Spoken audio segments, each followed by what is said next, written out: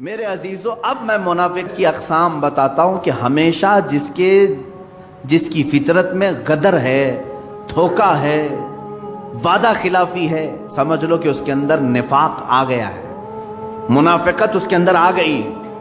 علامتیں میں بتاتا ہوں، بخاری شریف کی بھی حدیث ہے، اللہ کے حبیب صلی اللہ علیہ وسلم فرماتے ہیں آیت المنافق ثلاثۃ، منافق کی علامتیں تین ہیں، تین مشہور علامتیں۔ اذا حدث كذب واذا اؤتمن خان واذا وعد خلف، او کما قال النبی صلی اللہ علیہ وسلم، فرماتے ہیں اس کی پہلی علامت یہ ہے کہ جب بات کرے گا تو جھوٹ بولے گا، دوسری علامت یہ اس کے پاس اگر امانت رکھو گے تو کھا جائے گا، خیانت کرے گا، تیسری علامت یہ ہے کہ جب بھی وعدہ کرے گا تو مکر جائے گا، وعدہ خلافی کرے گا۔ یہ تو منافق کی اقسام بتائی گئی ہیں، جھانک کر کے دیکھ لو کہیں ان تینوں میں ہم تو نہیں پڑے ہوئے ہیں، مبتلا تو نہیں ہو گئے کہیں۔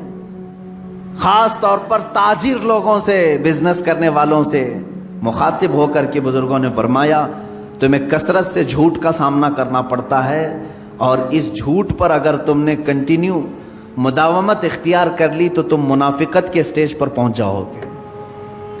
منافق کی ایک علامت یہ ہے کہ اپنی بات کو منوانے کے لیے بار بار قسمیں کھاتا ہے، اللہ کی قسم، کعبے کی قسم، قرآن کی قسم، کثرت سے وہ قسمیں کھاتا ہے منافق۔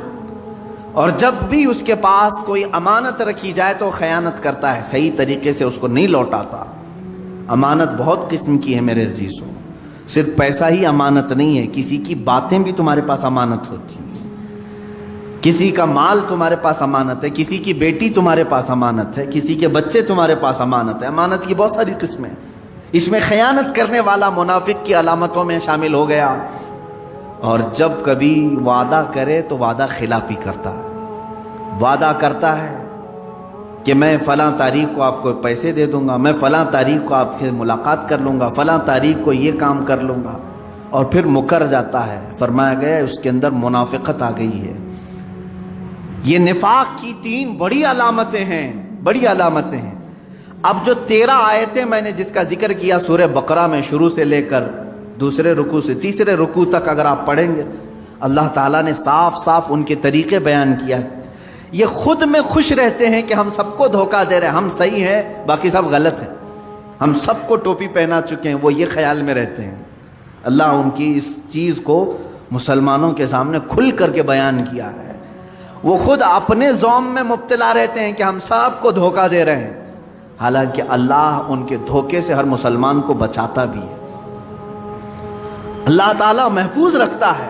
اگر منافقین کے دھوکے سے ہم محفوظ نہیں رہتے تو یہ کب کے اسلام کی جڑیں کاٹ چکے ہوتے ہیں، کیونکہ یہ چوہے کی طرح داخل ہوتے ہیں جماعتوں میں اور قطر بھی نہیں کرتے ہیں۔ اگر ان کو کامیاب ہی ہونا ہوتا تو 14 صدیوں تک اسلام کا یہ پودا نہیں لہلہا رہا ہوتا، یہ کاٹ چکے ہوتے ہیں۔ یہ اپنی تمام تر کوششیں کر چکے ہوتے ہیں، بظاہر یہ کامیاب دکھتے ہیں، لیکن مولا تعالیٰ ان کو خائب و خاسر اور ذلیل کرتا ہے ہر زمانے میں، ہر زمانے میں۔ میرے عزیزو، منافقت سے ہمیشہ بچنے کی کوشش کرو اور دعا کرتے رہو کہ اللہ میرے دل میں کبھی منافقت نہ آئے۔ یہ آتی کیسے ہے؟ اس کا سارا دار و مدار محبت رسول پر ہے۔ اگر یہاں ہلکی سی بھی بات خرابی آ گئی تو سیدھے اس کے اندر منافقت آ جائے گی۔ اگر نبی کی بات کو، میرے آقا صلی اللہ تعالیٰ علیہ وسلم کی بات کو ہلکا سمجھ لیا، کمتر سمجھ لیا، سمجھ لو کہ وہ گر گیا ایمان کے درجے سے اور منافقین میں آ گیا۔